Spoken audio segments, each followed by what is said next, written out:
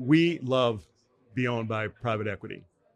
I call it 4th and 5. Whether you're playing offense or defense, it's 4th and 5. Somebody is going to win, and someone is going to lose. So we have that 4th and 5 mentality that is throughout our company and how we lead. It's with intensity. It's driven. It's very focused.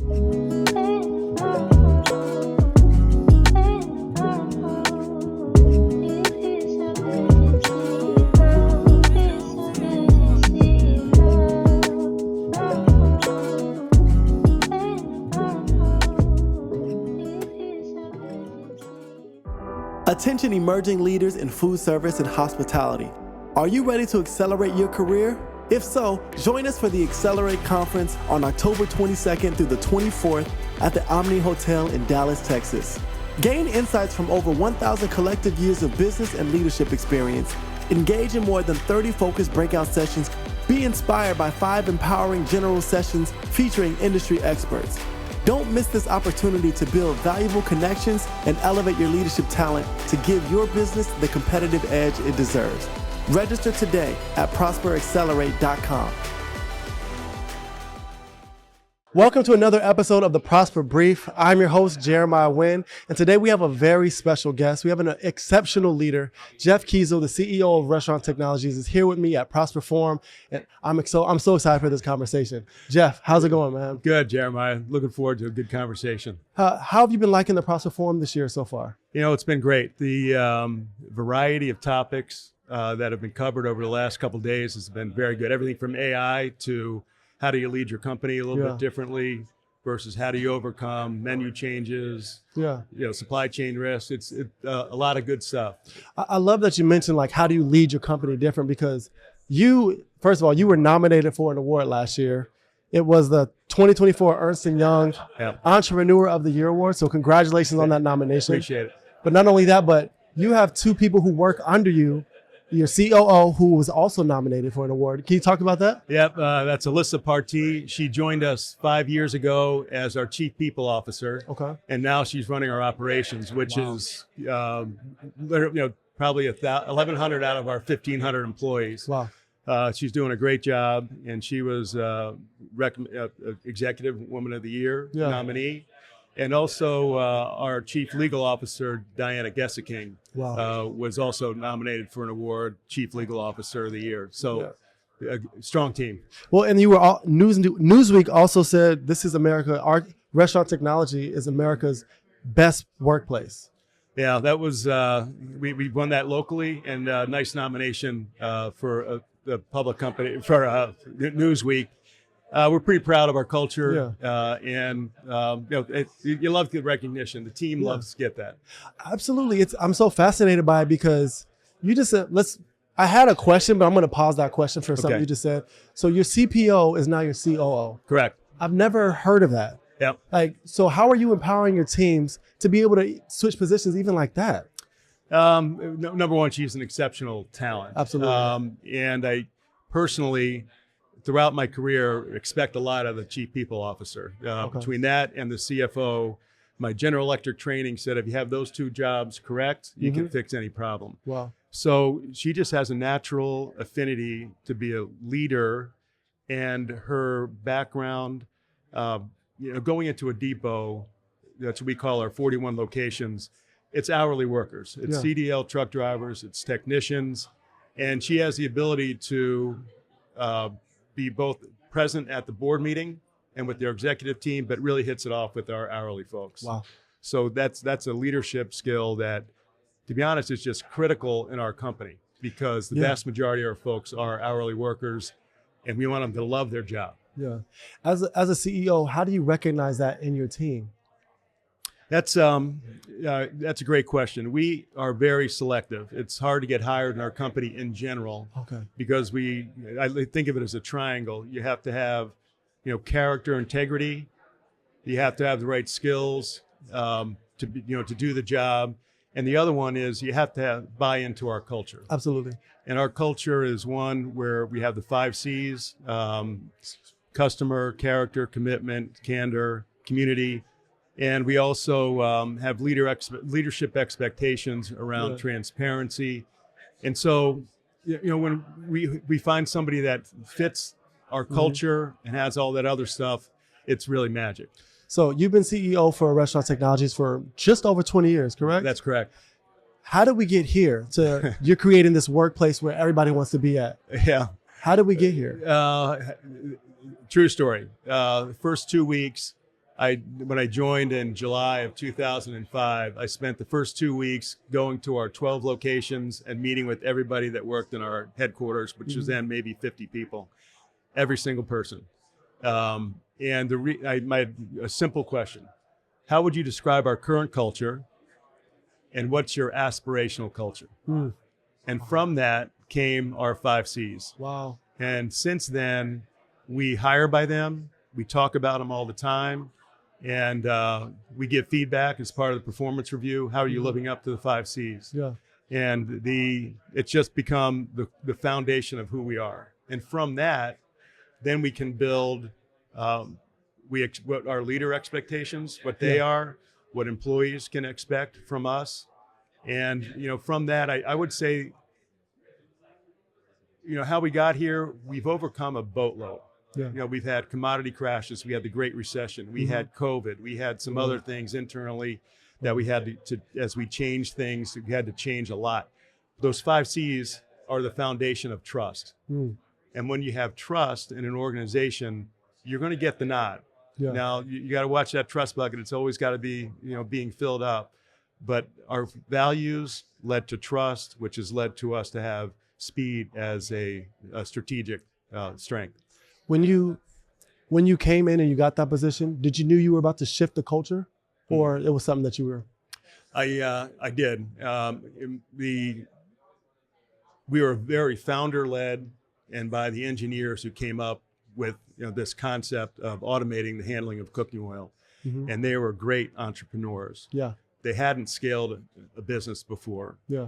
And so that was a gap that, for me to come into. So it wasn't that we didn't have a good, honest, hardworking, great people. We had that. We just didn't have kind of the vision of, okay, what could this be? Yeah. When I walked in, we had 12 locations, depots, each acting on their own accord, doing the best that they knew how to do with the tools that we gave them. The fact that there were 12 different operating entities serving our largest customer, which was McDonald's at that time, the customer experience would vary by city. Okay. Yeah. Because we just didn't have standards explicitly stated, nor did we give our people the tools to be consistent every day as we served our customers. So we had to grow into that. I knew then that we had to grow into that. It was going to take some change. Okay. And I read that you started, they had 12,000 customers. Correct. And now you guys are at 50,000 customers. Yes. And you're saying like creating the system to even establish the consistency across the board is what's really enabled you to get to that point? That was a big part of it. So I think of layers of challenges that we had to go through. And the first one was centralizing a lot of the work of those 12 depots, which we did. And the impact on that one was significant. We trimmed down our inventory, our cash to cash cycle. So when we sell something and then we start to receive payments for that, we went from 34 days down to 14, which was a big deal for us. Our customer experience was very consistent. So we had to really fix operations. Yeah. Then the next generation, we have to sell to the broad market. At the first 4 or 5 years, it was literally McDonald's and independent restaurants. We weren't staffed to go sell to other national accounts or regional accounts. So we had to build our sales muscles, get better talent in there, better tools. Then the next chapter was to really our IT systems. We had to fix that. Then the next chapter was saying, okay, we've got to do marketing. We actually have to have a brand out there. And then we've continued to evolve. Did you have all these outlined first day? Like you knew, okay, this is what we're going to do. Step 2, step 3, then we're going to get to marketing. Like I wish I could say I was that anticipatory in my thinking. We're private equity backed. I know we're going to get to that. And we've sold 5 times over the last 13 years. Wow. So we had a long hold in the beginning, and then the others have been relatively quick. And we love be owned by private equity. I call it 4th and 5. Whether you're playing offense or defense, it's 4th and 5. Somebody is going to win, and someone is going to lose. So we have that 4th and 5 mentality that is throughout our company, and how we lead. It's with intensity. It's driven. It's very focused. All right? These are 3 or 4 things we have to do. But part of private equity is you get really smart people buying your business, and they have a point of view about what's the value lever over the next 3 to 5 years of a hold period. That's pretty cool. So as we've evolved, and after our second purchase, what we have done as a leadership team is we get together with the private equity firm that bought us, and they have all their analysts, and they have a point of view of these are the things you need to get done over the next 3 years. Let's start with a 100-day plan. Great. We work through that over a day and a half. We let them work in the depot, and then we come back and we just debate, okay, what are the really things we have to do here? Then we get aligned. And our job is, from them, under their ownership, we've got to achieve those goals. We, as the management team and the leaders, know that the definition of private equity is a short-time owner. We have to see through that 3 years and still think about what are the next 10 years.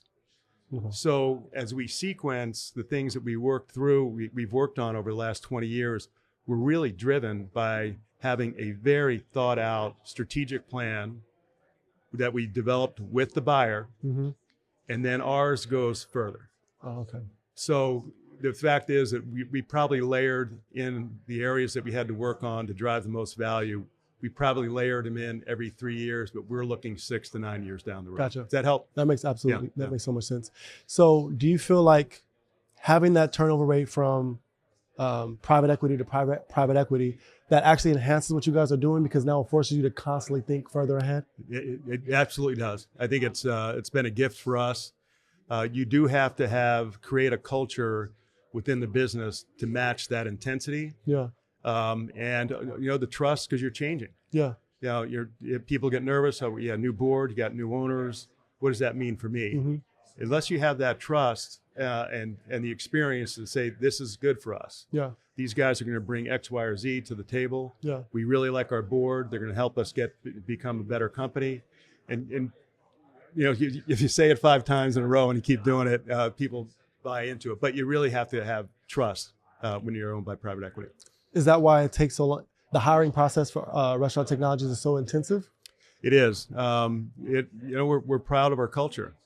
And so when we hire somebody, due to the process, they should come in already respected.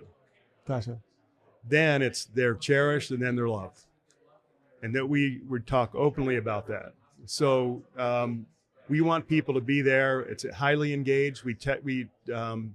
Every quarter we do an engagement study. We're always in the top 10 at every measure. People are proud to work here, and people are when they're interviewing somebody, they're interviewing their peer. They're interviewing, so we want to keep that culture going. That makes so much sense. So the last 20 years you've been successfully developing this culture that you have currently. Before RTI, what were you doing? And what were the principles and the values that you were holding on to that even got you to that point in 2005? Yeah, great question. So my background, 18 years at General Electric. So Gotcha. Finance, product management, marketing, sales, and general management. So what a great background. What a great training. And then a stint at G&K Services running operations there, and then into Restaurant Technologies. Sorry to cut you off, but was this your first CEO position? Correct. Okay. Correct. So I had COO jobs, but not the full Monty and the pressure. Gotcha. And what else? I'm sorry, Jeremiah. I'm sorry. We were talking about your core values that have helped you throughout your leadership career. So I had a great upbringing. Lower middle class, great parents. We were taught work ethic at a very young age. I can remember my brother and I, 6 and 7 years old. My dad would take us into a neighborhood and said, "Looks like Mr. Jones, his grass needs to be cut. Let's go do it." Wow. So work ethic is part of it. Respect for all levels of folks. So being worked construction, did all that kind of stuff. Had a little entrepreneurial painting business. Yeah. So always worked hard. The expectations, my parents did a really good job of, with 4, an older brother, 2 younger sisters, did a great job of knowing what we were capable of. Mm-hmm. So we didn't have one yardstick.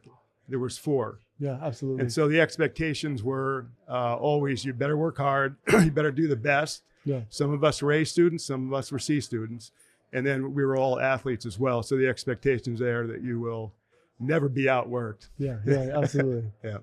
Well, tell me more about your dad. What did he do for a living? He was a salesperson into grocery stores. Okay. So a sales rep. And where did he get that drive from to where he would push you guys that far? He was the first in his family of coal miners in Scranton, Pennsylvania, first to go to college. Wow. And he played football at the University of Pittsburgh. So he was a hardworking guy too. That makes sense. So the athletic, and I see I want to look like you when I get older. Yeah, that makes so much sense. I love sports, and I love sports analogies because sports is you're working towards something. You're working toward a goal. Correct. And even as like an executive, as a leader, you're constantly working toward a goal. Yeah. Was it always your goal to be in the C-suite when you were younger? It was. I knew I was lucky enough to have some leadership skills that were taught at an early age, and I always wanted to be making the call. They didn't shy away from making the tough call. What position did you play? Strong safety. I love that position. I was too skinny. If I would have actually played strong safety, I would have broke my collarbone. But I just love that because you get to see everything from that vantage point, That's correct. And then you get to clean up the other messes that people make. You get to lead direct traffic and stuff. Yeah. Do you have that approach in your leadership? I do. So I called the defenses a lot, made the changes on the call. I went to Williams College, so all the kids are really smart. Okay. So half the time they were being debated before the snap is called. Yeah. I'm kidding. So it was, I did like leadership roles. Wow. That explains so much. Like just because like you like the pressure of, okay, we have a new private equity. They're coming. We got 3 to 5 years. Like you're always planning and you're always strategizing. Correct. What kind of lessons from college and from sports do you still hold on to right now as you lead? Time management, right? So focus on, do the first thing first, always be prepared. There's no excuse for not to be prepared. Mm-hmm. And you can't be outworked. Yeah. Wow. I love that. I love it. I'm a football guy, bro. So I love John Lynch was like my favorite. Oh gosh. Yeah. And just yeah. all that stuff. Ronnie Lott. Yeah. Great. So I have another question for you. So what is your vision now, right? So what's the next step for you guys? The vision now is, we're 15% penetrated in the market, so we want to double that. Okay. And I think we can get there. And I think I have hired the staff that can lead the company for that long to be towards our size. Mm-hmm. So what's next is what stays the same is our culture. What stays the same is our leadership expectations. What will change is we have to continue to refine our go-to-market strategy. Yeah. We need to be faster on understanding the value that people are buying from us in each different micro segment that we sell into. Yeah. That messaging has got to get faster. We for the last couple of days, speed, change has been, a lot of the CEOs are up here talking about that. We've got to be nimble and do that. Is it in the consistency of pushing it? Like, this is what we're doing, this is what we're on. How do you get that buy-in from the team? Well, part of it is consistency in A, the message, and B, the method. So the message of these are our priorities. This is what we're focusing in on this year. We kick off with a national business meeting, either the last couple of weeks in December, first week in January. Yeah. And we're very clear about that. Mm-hmm. And so it's 2 or 3 days of nothing but focusing in on these priorities. What did we learn last year? Then these priorities. Yeah. So that's one. Now the method of communication and meeting schedules to reinforce that is absolutely foundational. Yeah. So this may sound crazy, but we get together as a senior executive team every day at 9:00 Central, no matter where you are. Wow. It's a stand-up call. Most of the time it's about 15 minutes, maximum half hour. That's one. So that's making sure that we are aligned as leaders and setting the example of staying focused, staying committed, and being extremely transparent and candid. Then the next one, since July of 2005, every Friday I send out an email to the entire company. Wow. And it highlights, again, it's broken down to, these are our priorities. Let's keep them front and center. But also key things that are going on in the company, shout outs. Hey, we did a great job. This technician got a phone call from McDonald's on 4th and Main, called into our call center and said, Andre did this fantastic job, either installing or fixing something. That's in there. Yeah. So think about the pride of that person mentioned to 1,500 people, and also the pride of when he goes into that depot, he's getting high fives from his team. Absolutely. So that's part of it. Then we have a monthly business update where we share how we're doing on our initiatives as well as our financials. Then for our leaders, the top 40, 50 people, we have a town hall session after our board meeting. And we're not going through numbers. We're just going to talk about the context that we're playing in over the next 3-4 months. What are the interest rates? What's going on in supply chain? The board, several of the board members sit on other boards. So what's going on in their total portfolio company? We pick up stuff there. And the reason we want to keep it at context is that people develop by at-bats and exposure. Yeah. So if we're talking about things at 20,000 foot that CEOs and COOs and CPOs are talking about, hey, they're getting ready. Yeah. Some of them may be sitting in our seat someday. Wow. So post-COVID, everything is over Teams. And for me, like, I'm working from home and I work extremely efficiently, right? So if right now, if my boss said, hey, Jeremiah, every day at 9 a.m., 15-minute call, it would take a it sounds crazy, but it would take a sacrifice for me to make that type of a commitment. Yep. So you've been doing that for 20 years. Do you feel like it was a sacrifice at all? Or do you feel like it's just, this is that obligation that you have when you sign up for this? It's an obligation, but you know what? It ends up being an honor to do it. Because just like I said, at-bats and exposure, the senior team's exposed to everything. So what's going on in finance? What's our CFO thinking about right now? How's that? What's going on in sales? Everybody can speak everybody else's language. And that alignment flows through the whole company. Absolutely. So we have senior leadership team, HR leadership team, finance leadership team, operations leadership teams. They actually have the same norms and intensity that we do, and it does align the company very well. Wow, that's so great. So we're talking about football now. In football, you get people from everywhere, right? Especially in college, you get people from down south, from different countries, from the West Coast. It becomes a melting pot, and we're all here to win the championship, win a game.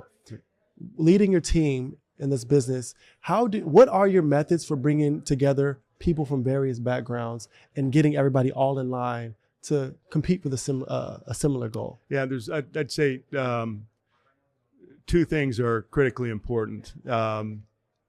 One is, especially at the senior director level and above, we need to have people that succeed in our company have to be intrinsically motivated for the company's success. Now, think that's a big change. People become executives by being intrinsically motivated for their success. I'm going to work hard. I want to develop these skills. I want to be a better speaker. I want to understand the financials better. That's drive. At some point, to be a great executive, and as more importantly, part of a great executive team, your motivation's got to be for the whole. So exactly what you're talking about, people count 11 kids from all over. All of a sudden, they got to be the best offense, best defense. And that's what we expect from this team. And the other one, going back to trust, I call it brutal transparency and candor that we have to have to be a team and to really have speed as an advantage. Do you feel like our differences actually matter? As far as the backgrounds, where you come from, and trying to build camaraderie? That's a great question. The answer is, again, to get hired here, you have to have some level of integrity, character, including that is openness to others. Gotcha. I don't care what black, white, what gender you are, what religion, that means nothing at our company. That's really great. I love that, because if somebody's good at something, they're good at it regardless, right? That's correct. And I think it's really interesting how historically in the past, there's been like, it's easy to have a prejudice over somebody based off of just where they're from, like the segment of the city, like if you're an inner city person, or if you're from a trailer park. Yep. Like just those type of segmentations kind of like, they do face prejudice, but I think even more deeply, and one thing that I've learned too, especially growing up, the socioeconomic status that a lot of people have growing up is really what gives them the lack of opportunity, because there's no exposure. There's no at-bats. Great point. I had, so George Floyd's, where all that happened, was literally 10 blocks from where I live. Oh, wow. You could see the smoke. Wow. So, you know, that moment, of course, is important for U.S. history at this point, and people's point of view around race and prejudice and who's at the table, if you will. Yeah. We've never had, I think we had 3 issues between races. And then it was like 18 years, 17 years. Yeah. And we handled them quickly, just, quickly. But I was talking to someone, one of our board members said, hey, you got to talk to this person. He will open your eyes.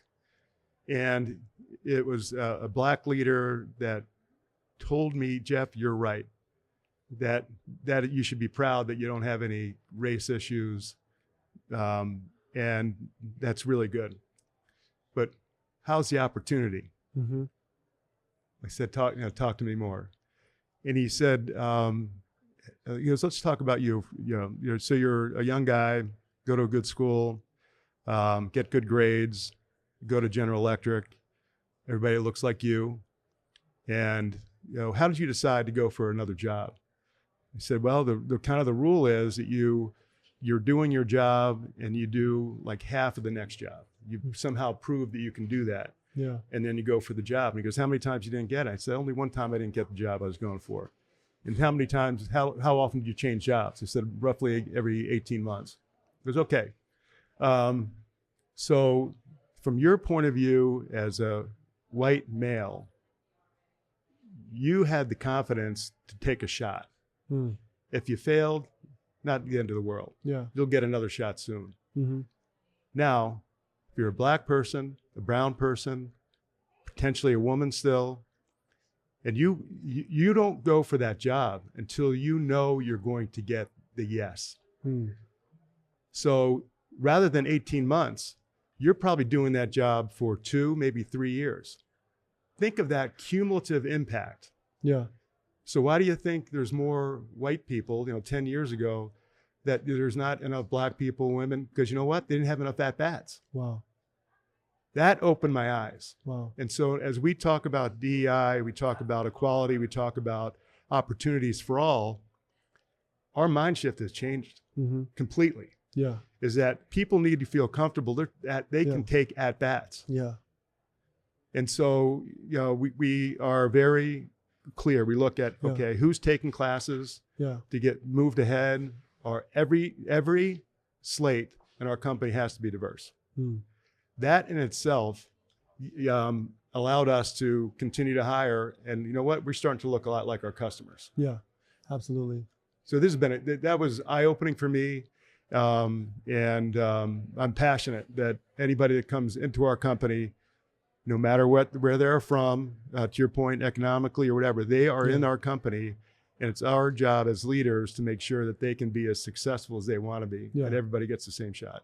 Oh, man, I really enjoy hearing that, because like obviously growing up being black, I didn't get any too many at-bats because my father didn't get so many at-bats. Yep. His father passed away. He grew up 15 years old, he didn't know his dad like that. So he didn't know his identity. So he didn't even know what was possible for him. And I look at myself and I'm like, wow, I'm in such a privileged position, but there's so many people who they just don't know. They don't even know that. Like I tell people all the time, I say, like, growing up black, if you ask for something, stop begging. Like, at least for me, my experience, anything you ask for, you're begging. So you feel like you are a nuisance, or you feel like you're a problem to others. So then now I'm in corporate, I don't want to ask for a raise. I don't want to ask for this stuff because I don't want to seem needy. I don't want to seem like I'm begging. So now culturally, just be based off of, and the answer could have been, I can't give that to you because I can't afford it. That could have been the answer. But because the answer was stop begging or you felt like a nuisance, now you carry that into your corporate position. That's correct. Yeah. That's right. So what you're saying is like it's so valuable and it's so important to understand that, and I appreciate that. That was so eye-opening. It's really nice to see that, like the awards that your team is getting, Yeah. everyone, not only yourself, but everybody is being elevated. And it goes back to what you're saying about how you're giving everybody the opportunity at exposure. Right. That's really great. Yeah. And how long have you been intentional about that exposure? Has it been since 2005? You've really been conscious about that? About people, yes. Yeah. The answer is yes. And this was a good lesson from General Electric. Yeah. Leaders need to lead from the front, Mm-hmm. really know who's doing the hard work, earn their respect Mm-hmm. and their trust. And then on the flip side, treat them as if they are an equal to my level. Yeah. So don't talk down to them about, this is what the financials, this is what's on. No, Mhm. all they need, to your point, is Yeah. exposure. Yeah. So they can connect the dots. So the more people that are connecting the dots, it really raises the overall business acumen of the whole company. So Wow. I've been a huge advocate of that from day Yeah. one. And it's great to know that you are a partner with us here at Yeah. Prosper Forum. And this is what we're all about, Yeah. giving everybody a seat at the table, welcoming them there. Talented people who have been in the industry and just have been pigeonholed for decades, offering them that helping hand to help grow them and push them up. Yep. Yeah. How long? And we're getting coming close to a close, but I do want to ask about your involvement with Prosper and how that came about. It was I